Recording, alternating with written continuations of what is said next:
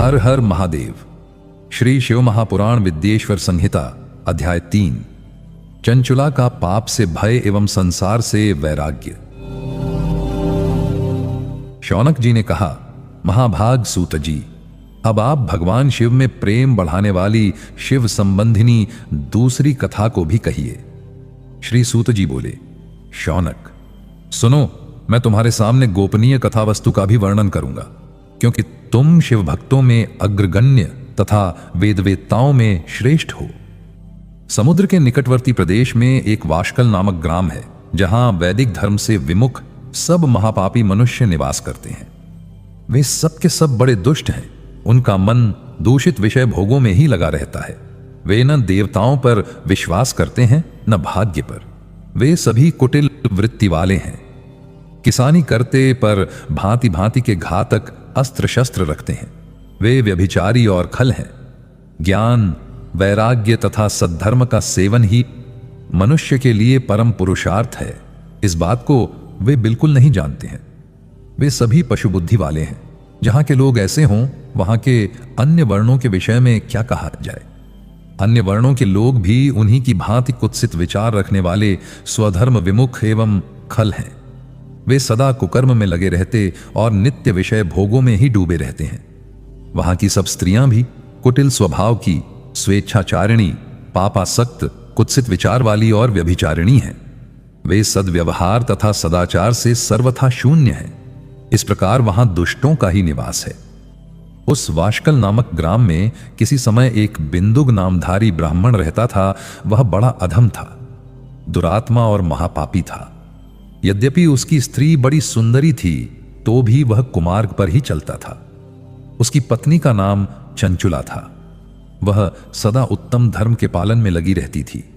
फिर भी उसे छोड़कर बिंदुक दूसरे स्त्री के प्रति आसक्त थे। इस तरह कुकर्म में लगे हुए उस बिंदुक के बहुत वर्ष व्यतीत हो गए।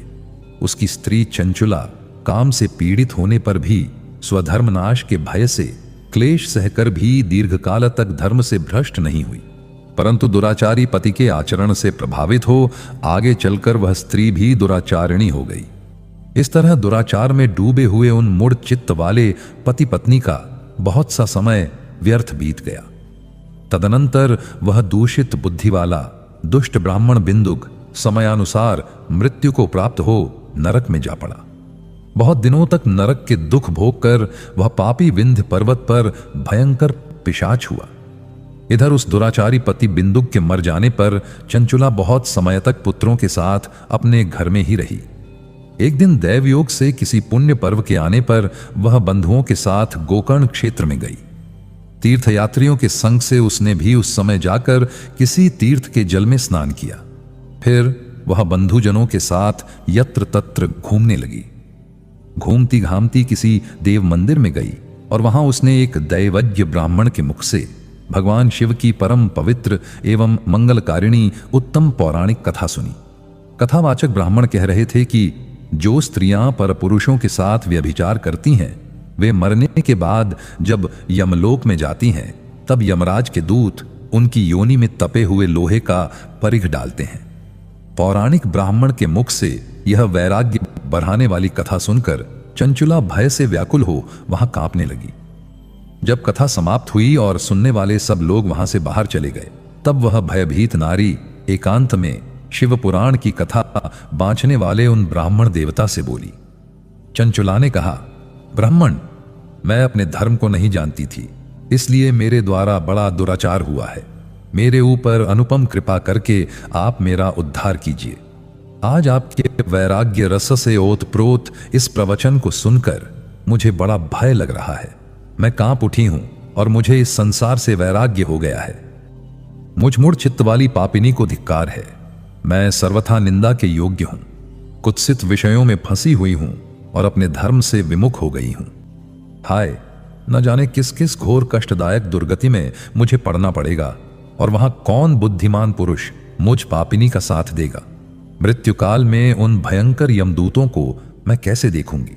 जब वे बलपूर्वक मेरे गले में फंदे डालकर मुझे बांधेंगे, तब मैं कैसे धीरज धारण कर सकूंगी।